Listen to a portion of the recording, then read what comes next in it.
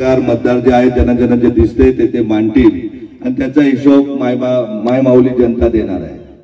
आणि कुठल्या उमेदवारांना जर 7 तारखेपर्यंत अर्ज देऊन चिन्ह घेतलं, खरोखरच कामाबाबत त्यांनी स्वतःचा अभिमान असेल तर मी कुठल्याही उमेदवाराबरोबर लोकांच्या समोर चर्चेसाठी तयार आहे।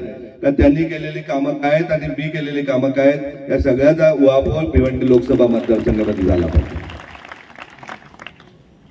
माय माऊलींनो, अगदी अभिमानाने सांगतोय, सकाळी दुपारी आपण वाड्याची सभा घेतली। वाड्यामध्ये खूप आपल्यापेक्षा 25% भाग होता आणि गर्दी 25% होती। कारण एवढ्या उन्हामध्ये सुद्धा तळतळत्या उन्हामध्ये मायमाऊल्या बंधू भगिनी सर्व वडीलधारी मंडळी अगदी जिजाऊचे विचार ऐकण्यासाठी आले होते। त्यावेळेस वाडा तालुक्यामध्ये काय जिजाऊने काम केलं गेल्या 15 वर्षामध्ये त्याचं मी मांडलं होतं। आज आपल्यासाठी काय केलेलं शहापूरकरांसाठी ते आपल्याला सांगतोय। आपल्याकडनं शैक्षणिक, आरोग्य किंवा आपत्कालीन मदत या 14,955 आपल्या बांधवांपर्यंत पोहोचलेले आहेत। लायब्ररीमधल्या 4 लायब्ररीमधले 88 विद्यार्थी यशस्वी होऊन प्रशासनामध्ये अगदी क्लर्क पासून तर नायब तहसीलदारांपर्यंत झालेले आहेत। आपल्याकडे एक सीबीएसई शाळा सुरू केलेले, 4 स्पर्धा परीक्षा वाचनालय, एक पोलीस अकॅडमी आहे। आपल्या जडपोलीच्या रुग्णालय आणि एसएमडीटी रुग्णालयामध्ये 502 आपल्या बंधू भगिनींचे शस्त्रक्रिया आपल्या बांधवांच्या केलेल्या आहेत। वाचनालयामध्ये गेल्या 7 वर्षामध्ये 3000हून अधिक विद्यार्थी अभ्यास करत होते। त्यातील आता अभ्यास करण्याची संख्या 628। पोलीस अकॅडमी सुरू आहे। आरोग्य शिबिराच्या मार्फत 17,383 लोकांना येत्या 2 वर्षामध्ये उपचार झालेले आहेत। महिला सक्षमीकरणाअंतर्गत 4,200 आमच्या भगिनींना सक्षम करण्याचा मेहंदी क्लासेस, शिलाई मशीन क्लासेस, अगदी ब्युटी पार्लर क्लासेस द्वारे लाभ देण्यात आलेला आहे। पोलीस दलामध्ये 45 विद्यार्थी आपल्या या शहापूरकरातून पोलीस, अग्निशमक दल, फॉरेस्ट, पोलीस दलात 13, अग्निशमक दलात 18, फॉरेस्ट मध्ये 1, MSF मध्ये 9, रेल्वे पोलीस मध्ये 3, अग्निवीर मध्ये 1 असे 45 विद्यार्थी पोलीस आणि इतर मिलिटरी आणि इतर सेक्शन मध्ये लागलेले आहेत। आता मला सांगा, इतकं मोठं काम केल्यानंतर आपण आपल्या कामं मांडू नये का? एक शेतकऱ्याचा मुलगा, एसटी कंडक्टर, ज्याचे वडील तुमच्या आमच्यासारख्या गरिबी ज्यांनी बघितली होती, जसं आता पूर्वीच्या काळात असं नव्हतं। आता शहापूरवरून जर ठाण्याला जायचं झालं तर किती तास लागतील याचा हिशोब नसतो आणि कोणाला पण फोन केला तर कोणाच्या दाराजवळ ट्रॅफिक आहे, माणूस समोरचा सांगतो आपल्याला सर्वांना माहिती आहे। असे दिवस नव्हते, तेव्हा 1.25 तासच लागत होता। पण जडपोलीवरनं मी भिवंडी कॉलेजला 90-91 अपडाऊन केलेलं आहे। त्या अपडाऊन करत असताना सतत मला वाटत होतं, त्याच काळामध्ये वावर वांगणीचा बालमृत्यू कांड झाला होता, मला सतत वाटत होतं की ग्रामीण भागामध्ये चांगलं उत्तम शिक्षण व्यवस्था झाली पाहिजे। आज माझे वडील थोडेफार पैसे कमवतात म्हणून मी शिक्षणासाठी तिथपर्यंत जातो, परंतु माझ्या शेतकऱ्याचा, शेतमजुराचा, आदिवासी बांधवाचा मुलगा मुलगी कसं शिक्षण घेणार? मी भिवंडीला गेल्यामुळे मला कळले की श्रीमंती काय असते। त्यावेळेस लूमचा व्यवसाय मोठ्या प्रमाणात असायचा। अगदी 11वी-12वीलाही चौगुलेंचा मुलगा, अग्रवालांचा मुलगा गाडी मारुती 800 घेऊन येत असायचे। श्रीमंती बघितली होती। अशा श्रीमंतीमध्ये कधीतरी वाटायचं का कधीतरी भिवंडीची मुलं माझ्या गावात शिकले पाहिजेत आणि शिक्षणाशिवाय, शिक्षण हे वाघिणीचं दूध आहे आणि शिक्षणाशिवाय समाजामध्ये बदलच होऊ शकत नाही, हे ठाम मनाशी माझे ठरलं होतं।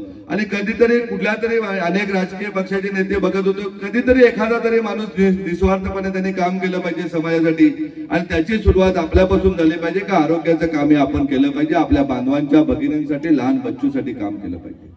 हे स्वप्न उराशी घेऊन गेलो। जेव्हा माझं लग्न झालं, माझ्या बहिणींची लग्न झाली, माझं ठाण्याचं घर झालं, ऑफिस झालं, झडपोलीला घर झालं, बहिणींचा गुन्ह्या गोविंदात सर्व झालं, शिक्षण झालं, त्यावेळेस 2008ला मी जिजाऊ संस्थेची निर्मिती केली आणि ठरवलं का यापुढे आपण जगताना आपल्या व्यवसायातून आलेल्या पैशातून 90-95% माझ्या समाजाचे आणि या समाजाचं देण्यासाठी वैयक्तिक देण्यापेक्षा आरोग्य आणि शिक्षणासाठी खर्च केला पाहिजे।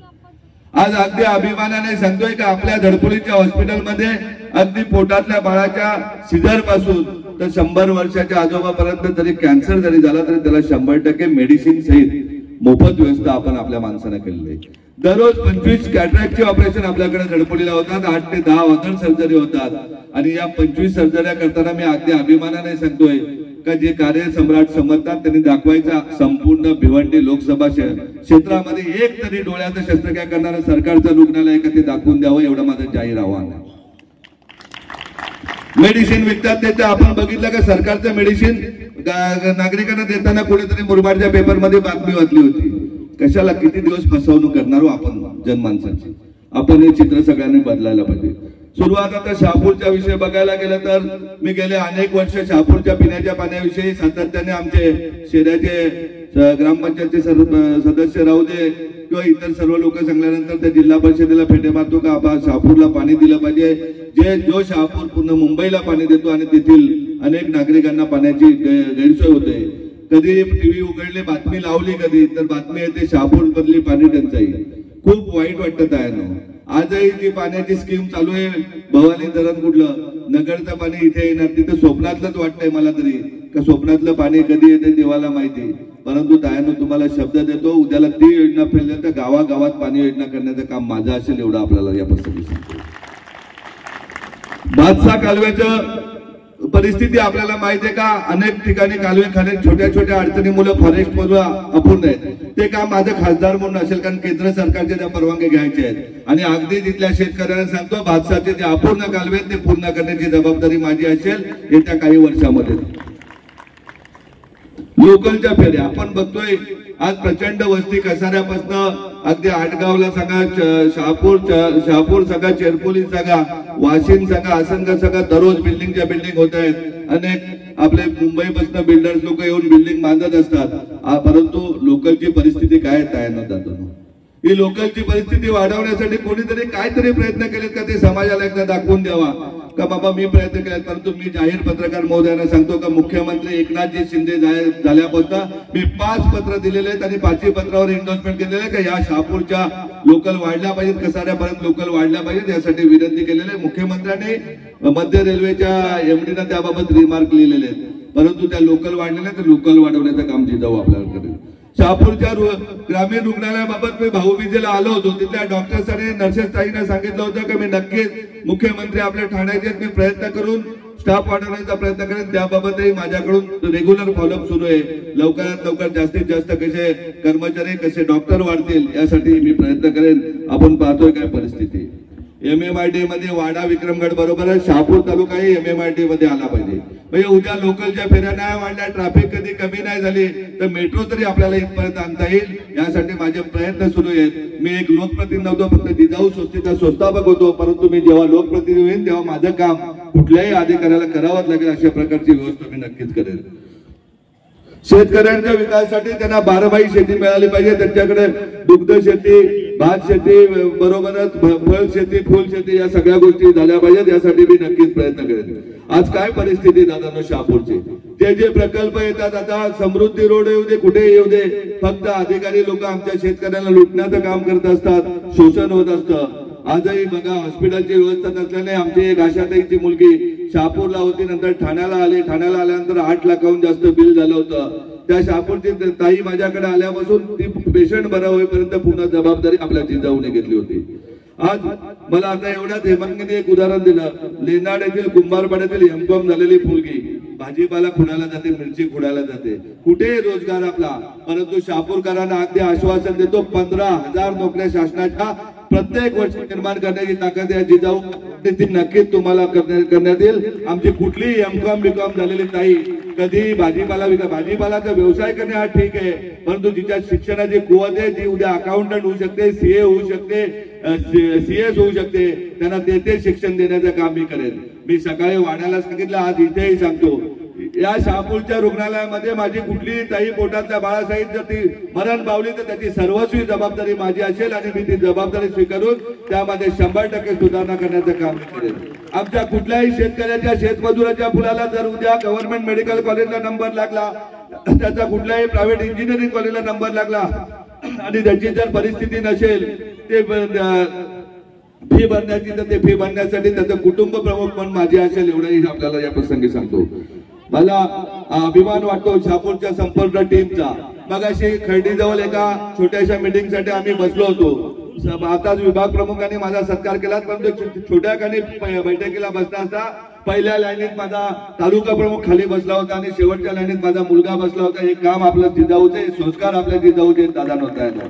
हे संस्कार कायम ठेवण्यासाठी आपल्याला एकत्रित राहायचंय. आपण पाहतो आपल्याकडे काय पद नसल्यानंतर कोणाच्या तरी शिफारशीने इथे तहसीलदार नावाच्या पोस्टवर अधिकारी बसतात आणि आपलं जे रुग्णालयाचं काम आहे ते 5-5 वर्ष घुमून फाईल अडकवून ठेवायला लागतात. अनेक वकील पाठवले जातात, कोर्टावर तारीखवर तारीख देतात आणि अशा परिस्थिती आज आलेली. आज कितीतरी शहापूरचे प्रकार मगशीच मला एका वकील साहेबांनी सांगितलं का तारखा असतात, तारखा असल्यानंतर कुठल्या तरी पक्षाचा एक तालुका प्रमुख येतो आणि मॅजिस्ट्रेट बसून त्याच्या बरोबर अँटी चंबरला जाते. वकील साहेब आणि सगळे ज्यांच्याकडे केस शेतकरी असतात ते सगळे बाहेर वाट बघत असतात आणि कुठल्या तरी उद्योगपतीच्या किंवा मुंबईवाल्याच्या नावाने निर्णय दिला जातो, शेतकऱ्यावर अन्याय होतो. हा अन्याय कदापि मी लोकप्रतिनिधी असताना माझ्या कुठल्या बांधवावर भगिनीवर होणार नाही एवढं या प्रसंगी सांगतो. पोलीस स्टेशनला या पोलिसांवरती अनेक वेळा दबाव आणून खोट्या केसेस करण्याचा प्रयत्न केला जातोय नागरिकांवरती. त्याही सांगतोय आम्ही कधी कोणाचं वाईट करण्यासाठी कधी कुठल्या पोलीस स्टेशनला केस केलेलं नाही. कुठेही कोणाचं वाईट होण्यासाठी जिजाऊ काम करते. आपण करताना सर्व चांगलंच करू आणि या चांगल्याची भीती वाटते म्हणून विरोधक जास्त गडबड करतात की जर चांगली माणसं आली तर आपली दुकानं कायम बंद पडतील या दृष्टीने सर्व सातत्याने प्रयत्न करतात. आपल्याला नक्कीच सांगतो मानेकिनला अचानक झालेल्या वादळी पावसाचं नुकसान, तिथे वीज पडल्याने मोठ्या प्रमाणात नुकसान झालं. ज्या कुटुंबावर हे संकट कोसळलं घाबरू नका. निलेश सांबरे ज्या वेळेस शहापूरच्या कुठल्याही नागरिकावरती अन्याय संकट कोसळतं त्यावेळेस जिजाऊ त्याचा कुटुंब म्हणून त्याच्या बरोबर असते एवढं मी नक्कीच सांगतो. आपल्याला सर्वांना एकत्रित राहायचंय. ज्या ताया माझ्या 4-5 वाजल्यापासून तयारी करीत बसलेले आहेत, जे माझे बांधव शहापूरच्या कानाकोपऱ्यातून आलेले आहेत, मला नक्कीच मला स्वतःची तेवढी स्वतःला वाटतं की यांची कधीही मनामधून विरुद्ध होणार नाही. त्यांना वाटणार नाही का चुकीच्या माणसाबरोबर आपण गेलो. अगदी अभिमान वाटेल तुम्हालाच काय पूर्ण देशाला अभिमान वाटेल अशा प्रकारचा लोकप्रतिनिधी निर्माण होण्याचा प्रयत्न मी नक्कीच करेन. आणि आपल्याला अभिमानाने सांगतोय राजकारणातील मिळालेलं पद हे स्वतःचं पोट भरण्यासाठी नसतं किंवा माझ्या नातेवाईकांचे पोट भरण्यासाठी नसेल, ते समाजाच्या उद्धारासाठी असेल आणि डॉक्टर बाबासाहेब आंबेडकरांच्या घटनेप्रमाणे देश चालतो, संविधानाप्रमाणे देश चालतो हे दाखवण्यासाठी असेल एवढं तुम्हाला मी नक्कीच सांगतो. इथे पत्रकार बंधू असते आहेत, त्यांनी कधीतरी पालघर जिल्ह्यामधील पत्रकारांना विचारा. मी जिल्हा परिषदेवर फक्त 1 वर्ष होतो उपाध्यक्ष म्हणून शिक्षण आणि आरोग्य सभापती. आपल्याकडचे शिक्षक असतील त्यांना विचारा का काय परिस्थिती होती जिल्ह्याची. मी कुठल्याही वेळेस कुठल्याही दवाखान्यात चेकिंगला जात होतो, डॉक्टर आहे की नाही आणि शाळेच्या वेळेमध्ये शाळेत शिक्षक आहेत की नाही, उपकेंद्रामध्ये चेक करायचो आमची नर्सताई आहे की नाही. कारण जो पगार घेतो त्यांनी समाजाचं काम केलं पाहिजे अशा प्रकारची माझी धारणा आहे.